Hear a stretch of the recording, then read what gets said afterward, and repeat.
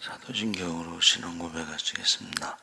전능하사 천지를 만드신 하나님 아버지를 내가 믿사오며 그 외아들 우리 주 예수 믿사오니 이는 성령으로 잉태하사 동정녀 마리아 낳으시고 본디오 빌라도에게 고난을 받으사 십자가에 못 박혀 죽으시고 장사한 지 사흘 말 죽은 자 가운데서 다시 살아나시며 하늘에 오르사 전능하신 편에 앉아 계시다가 죄로서 산 자와 죽은 자를 심판하러 오시리라. 성령을 믿사오며 거룩한 공예와 성도가 서로 교통하는 것과 죄를 사하여 주시는 것과 몸이 다해서 하는 영원히 사는 것을 믿사옵나이다. 아멘. 찬송가 453장 찬송하시겠습니다.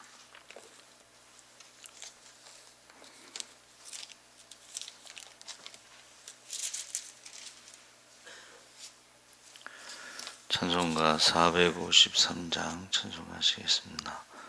예수도 알기 원하네 크고도 넓은 은혜와 대속해 주신 사랑을 간절히 알기 원하네 내 평생의 소원 내 평생의 소원 대속해 주신 사랑을 간절히 알기 원하네 성령이 스승되셔서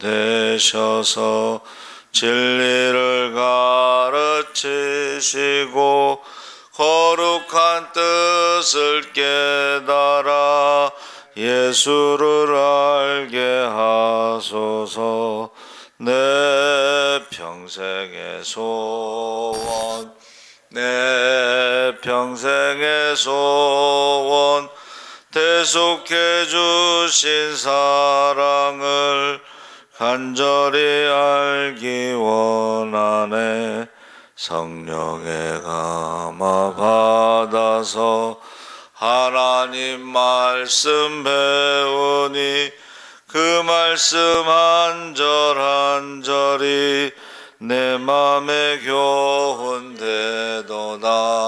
내 평생의 소원 내 평생의 소원 대속해 주시사 간절히 알기 원하네 예수가 계신 보좌는 영광에 둘러있도다 평화의 왕이 오시니 그 나라 왕성하도다 내 평생의 소원 내 평생의 소원 대속해 주신 사랑을 간절히 알기 원하네. 아멘. 하나님 말씀은 사도행전 9장 13절에서 19절까지 보겠습니다. 202쪽에 있습니다. 신약성경 202쪽 사도행전 9장 13절에서 19절까지 교독을 하겠습니다. 아나니아가 대답하되 주여 이 사람에 대하여 내가 여러 사람에게 듣사온즉 그가 예루살렘에서 주의 성도에게 적지 않은 해를 끼쳤다 하더니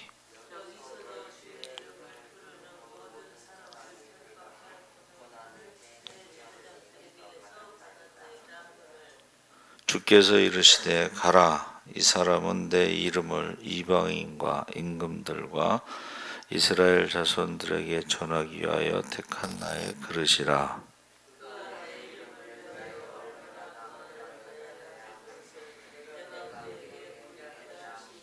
아나니아가 떠나 그 집에 들어가서 그에게 안수하여 이르되 형제 사울아 주 곧 내가 오는 길에서 나타나셨던 예수께서 나를 보내어 너로 다시 보게 하시고 성령으로 충만하게 하신다 하니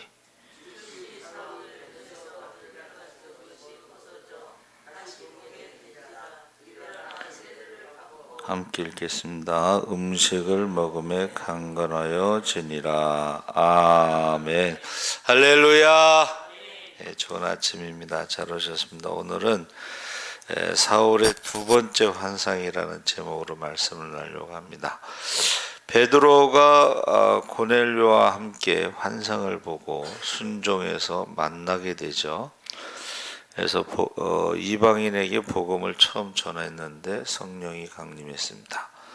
본문의 두 번째 환상을 보는데 이제 그 예루살렘에 있는 성도들과 다메섹에 있는 아나니아가 교제를 통해서 사울에 대한 것을 잘 알고 있는데 핍박자요, 살인자요, 죄인 중에 괴수로 알고 있죠. 그런데 이제 환상을 통해서 지금 아나니아에게 가서 안수하라고 합니다. 그래서 여기서 중요한 게 뭐냐면 주님은 인간의 현재의 모습을 보시고 부르시는 것이 아니라 미래의 충성심을 보시고 부르시는 것이다. 그러니까 베드로도 사울도 현재의 연약한 모습을 보시는 게 아니고 미래의 모습을 보시는 거죠. 그러니까 우리도 현재의 모습을 보고 판단하면 안 된다 하는 것입니다. 그래서 그 전에 저희가 중고등학교 때는 교회마다 문학의 밤을 했습니다. 이제 어느 큰 교회에서 문학의 밤을 했는데 그 사회보는 여학생이 우리 다정한 여인을 부릅시다. 그래가지고 끝나고 나서 이제 강평회를 해요. 각 교회의 이제 회장들, 뭐 임원들 모여서 강평하는데 그때만 해도 교복을 입을 때잖아요. 또 머리는 짧잖아요. 머리 거의 빡빡으로 밀고 교복을 입은 어느 교회의 회장이 교회에서 어떻게 다정한 여인을 부를 수 있냐고 강평회 때 막 그러면서 막 그랬어요. 그러니까 또 그 교회는 좀 교복을 입지 않고 사복을 입고 청바지 뭐 멜빵 청바지 입고 막 이렇게 슬리퍼 신고 뭐 이런 학생들이 있었어요. 그러니까 막 강평 때 막 공격을 하는 거예요. 이제 그 담임 목사님이 죄송합니다 사과를 하면서 그런데 그 학생들이 처음에 교회 올 때보다 많이 좋아졌습니다. 그러니까 처음에 교회 올 때 뭐 믿음으로 오는 게 아니고 세상적인 모습 그대로 왔는데 많이 좋아졌습니다. 많이 달라졌습니다. 많이 변화됐습니다. 이제 그렇게 말씀하시는 게 기억에 남습니다. 그러니까 현재의 모습을 보는 게 아니라 미래의 모습을 보는 거예요. 현재의 모습을 보는 게. 그래서 저와 여러분이 지금 아나니아는 지금 현재 이제 과거죠. 그러니까 어떻게 보면 다메섹 전까지의 모습을 알고 있는데 하나님은 미래의 모습을 보신다. 이 왜 사도 바울을 하나님께서 부르시고 쓰셨을까? 그거는 사도 바울의 그 열심, 그렇죠? 그가 얼마나 열심인지 뭐 다메섹까지 와서 믿는 사람들을 잡아가려고 했으니까 그 열심이 그래서 북한 선교회 하시는 분들 얘기가 우리가 통일이 되면 이단들보다 먼저 들어가야 된다는 거예요. 그래서 지금 북한에서 내려온 성도들이 그 교회를 많이 세웠잖아요. 그 대표적인 게 이제 한경직 목사님, 영락교회가 북한에서 내려온 분들이 세운 교회예요. 그래서 그분들이 다 어떻게 해요? 자기 고향에 돌아가면 교회를 건축하겠다고 지금 헌금을 해서 지금 건축비가 지금 모아지고 있습니다. 그렇죠? 근데 이제 어떤 분이 뭐라냐면 북한에 들어갔을 때에 김일성 사진을 떼고 거기 주님의 사진을 딱 올려놓으면 이미 그 사람들은 어떤 신앙심, 열심 이런 게 준비되어 있잖아요. 그래서 공산주의에서 이제 기독교로 그것만 바꾸면 된다는 거예요. 다 열심히 준비되어 있기 때문에. 그래서 저와 여러분이 그 현재를 보고 판단해서는 안 되고 미래를 보고 해야 된다. 그 이야기를 하고, 두 번째는 사도 바울을 부르셨을 때 분명하게 그가 해야 할 일이 있는데 세 가지가 있죠. 이방인, 임금들, 그리고 이스라엘 자손들에게 전하기 위해서 택한 나의 그릇이다. 그래서 이방인이라고 하는 것은 이 유대교에 있어서는 선민 사상이 철저해서 유대인들만 구원받는다고 믿고 있었죠. 에? 유대인들만 구원받는다. 근데 이것을 지금 이방인에게 복음을 전할 나의 택한 그릇이라고 그랬으니까는 큰 지금 변화가 일어나고 있는 것입니다. 그래서 이방인에 대한 선교에 관심이 있고, 두 번째 임금들은 여기서 세속적인 권력을 쥐고 있는 모든 사람인데 주님은 관심을 가지고 있다는 것은 이 지도자들이 잘 예수를 믿어야지만이 이게 기독교가 이렇게 빨리 전파될 수가 있습니다. 여러분, 로마도 황제의 어머니가 예수를 믿고 그 황제가 기독교를 로마의 종교로, 국교로 정한 거죠. 그러니까 임금들에게 복음을 전할 수 있는 그릇이라는 것은 뭐예요? 사도 바울이 그만큼 준비가 됐다는 거예요. 언어라든가 학문이라든가 모든 분야에서 준비가 된 거예요. 이방인에게도 복음을 전한다는 것은 이거는 굉장히 큰 변화예요. 그렇죠? 베드로도 고넬료의 환상을 통해서 이방인에게 복음을 처음 전한 거죠. 그런데 아예 사도 바울은 이방인을 위한 택한 그릇으로 지금 쓰임받게 되고 임금들에게 또 복음을 전할 사람이고, 세 번째는 그가 세 번째는 누구예요? 예? 이방인, 임금, 그 다음에 세 번째는 누구죠? 이스라엘 자손. 여러분, 이스라엘 자손에게도 복음을 전해야 되는 건 뭐야? 그 유대교의 구원과는 율법을 지켜야 구원받습니다. 그러니까 지금 그 사도 바울이요, 그 뭐라고 고백했냐면 로마서 9장 1절 3절에 그리스도 안에서 참말을 하고 거짓말을 아니하노라. 내가 큰 근심이 있는 것과 마음에 그치지 않는 고통이 있는 것을 내 양심이 성령 안에서 나로 더불어 증거하노니 나의 형제 곧 골육의 친척을 위하여, 유대인을 위하여 내 자신이 저주를 받아 그리스도에게서 끊어질지라도 원하는 바다. 이것은 모세의 기도와 똑같습니다. 그렇죠? 하나님께서 이스라엘 백성들을 다 죽이고 다시 시작하자 했을 때에 내 저 생명책에서 내 이름을 지워달라고 한 것과 똑같이 이스라엘 민족을 위해서.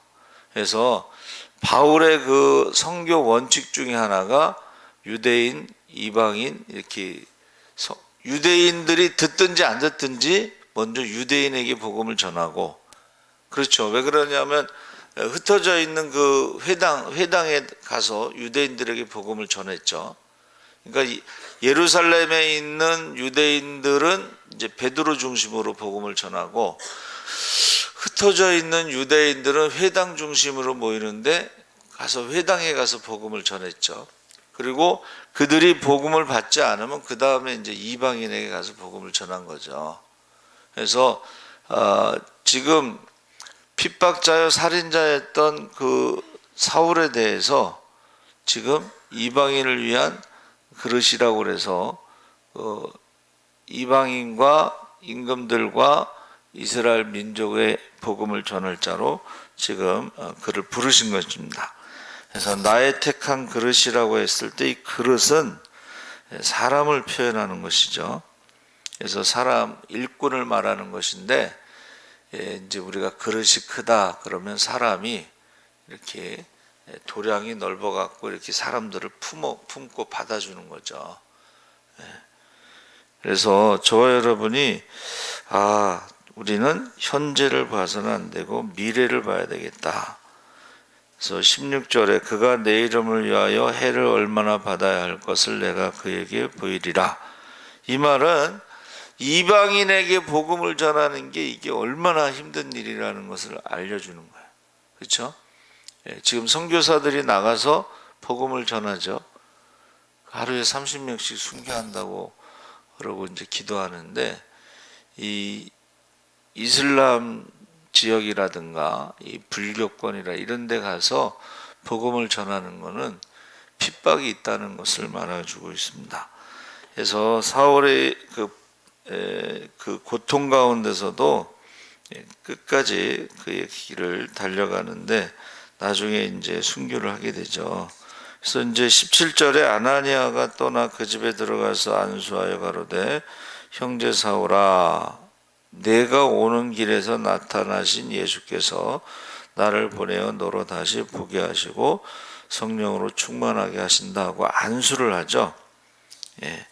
그래서 지금 어제도 말씀드린 것처럼 사울에게서도 두 번째 환상을 통해서 보여주고 그 다음에 아나니아에게도 보여준 것입니다. 그래서 사도행전 8장 17절에 보니까 두 사도가 저에게 안수하며 성령을 받는지라.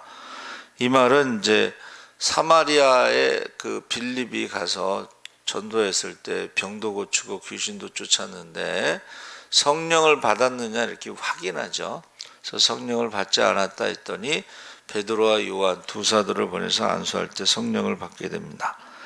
그리고 사도행전 10장 44절에도 우리가 아는 것처럼 고넬료가 이방인인데 그가 이제 일가 친척을 모아놓고 기다린 거예요. 그래가지고 베드로가 복음을 전할 때 성령이 임했는데 베드로가 사도행전 15장에 가서 뭐라 그러냐면은 우리가 오순절에 마가다락방에서 성령 받은 것과 똑같은 성령을 저희도 받고 방언도 하고 하더라 이렇게 간증하죠. 여기서 이제 안수에 대해서 우리가 생각해 보면 안수는 손을 머리 위에 얹고 기도하는 것인데 어떤 능력이나 축복이 영적인 자격을 인정하는 외적인 표시의 의미도 있는데 그 기원은 안수의 기원은 야곱으로부터 기인한다. 그래서 그것은 이제 이삭이 야곱에게 안수 축복을 해준 거죠. 그래서 창세기 48장에는 요셉의 두 아들 에브라임과 므낫세에게 안수를 할 때 어떻게 했어요? 손을 이렇게 어긋나게 했어. 그러니까는 요셉이 생각할 때는 어떻게 해요? 아니 저 므낫세가 형인데 오른손으로 안수해야 된다. 근데 에브라임 동생에게 오른손 이렇게 손을 엇갈려서 이거 오른손 왼손이 굉장히 중요한 거예요. 성경에서는. 그렇죠? 그래서 에브라임이 장자의 축복을 받습니다. 그러니까 성경에 보면 이 혈통의 그 장자가 있고 축복의 장자가 있어요. 그러니까 아브라함도 형이 있었잖아요. 예? 아브라함이 장자가 아니에요. 형이 있었어요. 그러나 아브라함이 이제 부르심을 받고 믿음의 조상이 되면서 장자가 돼. 이삭도 사실은 이스마엘의 형이죠. 그런데 이스마엘은 종에게서 났고 이삭은 이제 사라에게서 났고 약속의 자녀로 태어났고 하나는 이스마엘은 어떻게 태어났어요? 인간의 생각, 인간의 생각으로 이스마엘이 12아들을 낳고 야곱의 12아들과 같이 이렇게 지금 이슬람권들이 다 이스마엘 자손이죠. 그러니까 아브라함도 그렇고 이삭도 그렇고 야곱도 형이 아니죠. 에서가 형이죠. 그러나 축복의 장자는 야곱이 가져갔죠. 팥죽 한 그릇에 팔아먹었다. 네, 그렇게 얘기하죠. 요셉도 마찬가지입니다. 요셉도 형들이 많았잖아요. 그러나 그 축복의 장자권은, 그래서 요셉에게는 그 2배로 줬죠. 그 에브라임과 므낫세를 야곱이 이제 자기 양자로 삼아요. 그 손자인데 양자로 삼는다는 것은 그 손자가 아들처럼 이게 족보상으로 하나 올라가는 거예요. 그래서 우리가 제사 지내는 사람들도요, 그 장손 있잖아요, 장손. 제사 지낼 때 장손이 첫 번째 잔을 올리잖아요. 그리고 그 다음에 삼촌들이 잔을 올리는데 이 아버지 학렬로 올라가는 거예요, 그게. 또 성경에는 레위 자손은 백성의 어른이라고 그랬어요. 레위 자손은 제사를 지내잖아요. 대제사장을 도와서. 그러니까 레위 자손을 백성의 어른으로 보는 거예요. 그래서 우리 박윤준 장로님은 항상 제가 이제 아들뻘인데 나이로 따지면 영의 아버지라고 늘 그렇게 말씀하시는 거예요. 이제 우리 대신방 같은 데 가면 꼭 그렇게 말씀하셔요. 그래서 이 안수라고 하는 것은 신명기 34장 9절에 보니까 모세가 임종하기 전에 후임자 여호수아에게 안수했을 때에 이 직분이 물려지는 거예요. 그래서 이 마가복음 10장 16절에는 예수님께서 어린아이들에게 안수했어요. 이거는 파격적인 거예요. 왜냐하면 아이들은 이게 사람 대접을 못 받았는데 안수를 했다는 것은 축복이 이렇게 전해지는 거죠. 18장 19절에 사울의 눈에서 비늘 같은 것이 벗어져 다시 보게 된지라 했을 때 보세요. 그 전까지 육신의 눈, 모세의 종교로 율법의 눈으로 보았던 것과 이제 눈이 멀었다가 이제 다시 보게 됐을 때 전혀 다른 사람이 된 거예요. 그래서 모세의 율법대로만 막 열심을 내면 되는 줄 알았는데 그게 아니라는 것을 깨닫습니다. 그러니까 모세, 이제 사도 바울이 이제 신약 성경 14권을 쓰면서 그가 갈라디아에서는 율법과 복음에 대해서 그리스도인의 자유함에 대해서 기록했는데 율법은 결국은 우리가 죄인이라는 것을 깨닫게 하는 거예요.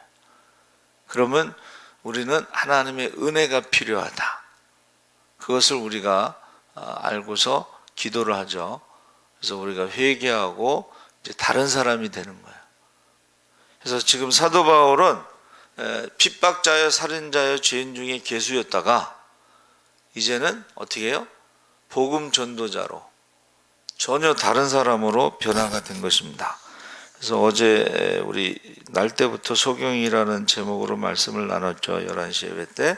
그러니까 눈이 먼 것이 육신의 눈이 안 보이는 사람도 있지만 이게 믿음의 눈으로 보지 못하는 사람들이 있어요. 그러니까 세상 사람들과 똑같은 거야. 지금 좀 전에 처음에 말씀드린 게 뭐예요? 사람은 현재의 모습을 본다는 거예요. 그런데 하나님은 미래의 모습을 본다는 거예요. 베드로 보세요. 베드로가 약점이 많잖아요. 실수도 많이 하고 큰 소리 빵빵 치고. 그런데 미래의 모습을 보고 베드로를 부르셨다는 거예요. 그러면서 사울도 마찬가지예요. 사울도 현재의 모습이 아니라 미래의 모습. 그러니까 우리는 새 신자가 들어왔으면 그 사람이 갑자기 변하지 않습니다. 그렇죠? 그럴 때에 그 미래의 모습. 그러니까 우리가 이제 직분을 세울 때 다 부족하잖아요. 그럼 사람들이 저런 사람을 뭐 직분을 세우냐고 말이 많아요. 그렇죠? 근데 직분을 세워놓으면 나중에 사람이 변화돼서 하나님이 쓰시는 그릇이 될 줄 믿습니다. 우리 선배 목사님이 하신 말씀이에요. 왜냐하면 현재의 모습은 그럴지라도 앞으로 미래는 달라질 수가 있다 하는 것을 보는 것입니다. 우리 자녀들도 마찬가지. 우리 자녀들도 믿음이 없으면 현재의 모습을 보는 게 아니고 앞으로 그들이 달라질 것이다. 미래의 모습을 보고 기도하는 것입니다. 그래서 바울이 그 약함을 가지고 기도하다가 약함이 강함이라고 하는 주님의 음성을 듣죠. 그래서 우리가 내가 뭐를 잘한다가 그게 아니라 내가 약함으로 하나님을 얼마나 의지하느냐. 그러니까 모세 같은 경우는 자기가 할 수 있는 일이 지팡이 짚고 걸어가는 거 외에는 뭐가 있어요? 그러니까 100% 기도만 하는 거예요. 100%. 100% 하나님을 의지하는 거예요. 근데 그게 바로 강함이라는 것이. 할렐루야. 우리가 내가 무엇을 잘하느냐가 아니라 내가 할 수 없으므로 하나님을 몇 프로 의지하느냐, 몇 프로 맡기느냐. 사도 바울은 100% 맡기고 100% 의지하고 모세도 마찬가지였다. 그래서 저와 여러분이 지금 이제 맨 마지막에는 음식을 먹고 그가 이제 강건해야 되는데 이 교제에 있어서 음식 먹는 게 가장 중요한 것 중에 하나죠. 그리고 육신의 건강도 중요하다는 거예요. 육신의 건강도 중요하기 때문에 먹고 우리가 힘을 내서 주의 일을 해야 되는 거죠. 그래서 그릇이라고 하는 것이 스쿠오스라고 했는데 이거는 그릇뿐만이 아니라 사람이 만든 모든 기구를 말하는 것이고, 그래서 뭐라 그랬냐면 유용한 슬기로운 도구들. 그러니까 모든 것 사람이 만들어서 쓸 수 있는 걸 다 그릇이라는 표현을 썼어요. 근데 사람도 그릇으로 표현해. 아까 말씀드렸죠. 그 중에 이제 아내에 대해서 더 연약한 그릇이다. 그래서 이 상처를 더 많이 받을 수가 있어요. 말 한마디에도. 그래서 그 서로 화해하라, 화목하라, 이 말은 뭐냐면 기도가 막힌다는 거예요. 서로 상처를 주잖아요. 용서하지 않으면 기도가 막힌다. 그래서 예배 드리기 전에는 서로 화해를 해라, 그렇게 말씀하고 있습니다. 그래서 켈리라고 하는 히브리어에서는 손으로 만든 모든 것을 다 그릇이라고 번역이 됐는데, 이것은 여러분 그 군인들에게 그릇은 무기가 되는 거예요. 그리고 이제 고기 잡는 사람들에게 그릇은 배가 되는 거예요. 사람이 만든 모든 유용한 그릇이라고 그랬는데, 사도 바울이 자기를 질그릇에 비유하고 그 안에 예수님을 보배로 비유했습니다. 그래서 우리가 주님을 담을 수 있는 그릇, 사도 바울이 이제는 핍박자에서 전도자로 바뀌는데 주님을 담을 수 있는 그릇이 되고 주님을 전하는 그릇이 됐다는 거예요. 할렐루야. 그래서 사도 바울이 나는 십자가 외에는 전하지 않겠다, 그렇게 고백을 했죠.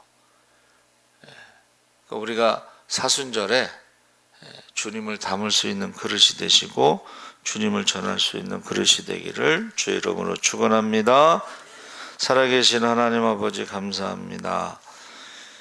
사람은 현재를 보고 판단하지만 주님께서는 미래를 보고 우리를 부르시고, 사람은 고쳐서 사용할 수 없다고 말하지만 주님께서는 사람을 고쳐서 사용하시는 것을 우리가 믿게 하여 주시옵소서.